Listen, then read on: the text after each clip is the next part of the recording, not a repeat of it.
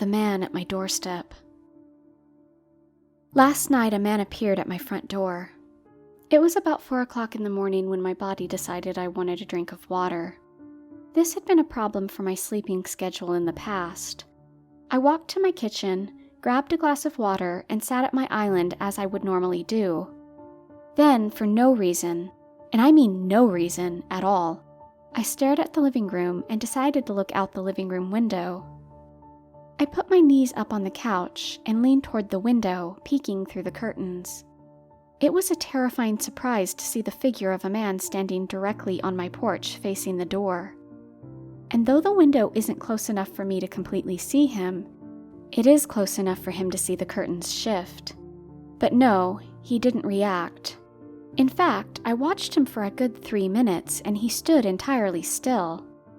From where I sat, it looked like he hadn't moved an inch nor taken a breath. It was a disturbing sight to see. He was also too close to the door. He stood about the length of a typical phone from the door. Need I add there's no peephole in the door, and it's completely made of wood? I moved away from the window, debating on whether I should call the police or I should wait it out. My husband wouldn't be home for another 3 hours or so, and my daughter was upstairs sound asleep. Despite the amount of fear I had, I decided to wait it out. 15 more minutes passed, and yet he still stood there, exactly there, the same way. At this point, I assumed he was mentally ill, but I still didn't want our presence in the house to be known. And not only did I fear for my well-being, but I also feared for my daughter's safety. I was spooked enough to end up calling my neighbor to maybe come by and try to scare the guy off. My neighbor is a very toned and muscular guy, and I felt safe knowing it was him who was coming over, seeing as I am a very petite woman with a child. A couple of minutes pass as I look out the window and I see his car pull up. Still, even when he starts to walk up to my porch, the man just continued to stand there, motionless.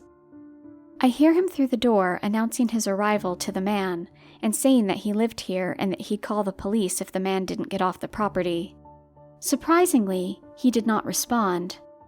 I never wanted this to get physical, and I reminded him of that through text as I saw him get frustrated.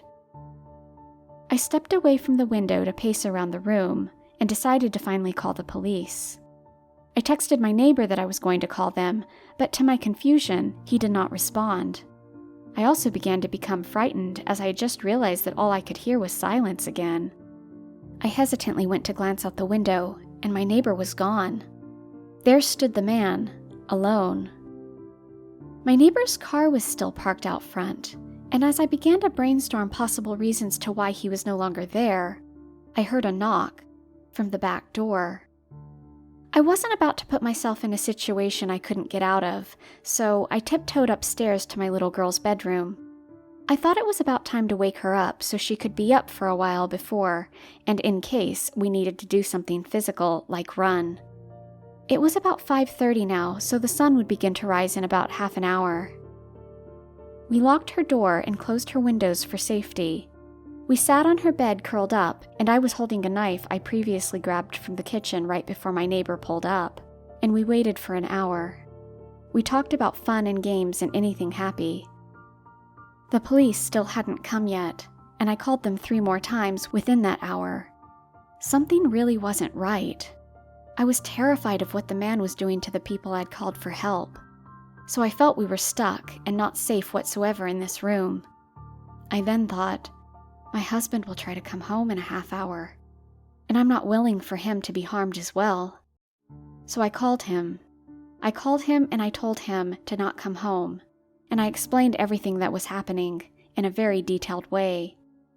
Obviously, he was shocked and confused, and all the emotions in between, but at last he agreed.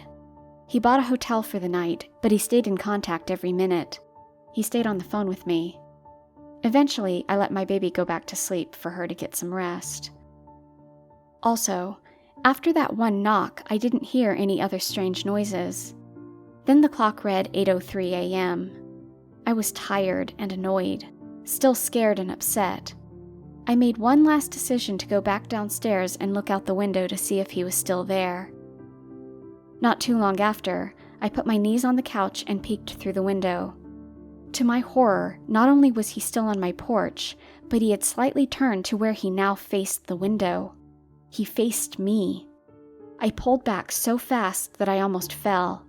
What I saw when I looked out the window was a non-human contorted smile greeting me with no eyes, but deep black eye sockets, and it looked as if he had no body under his clothes.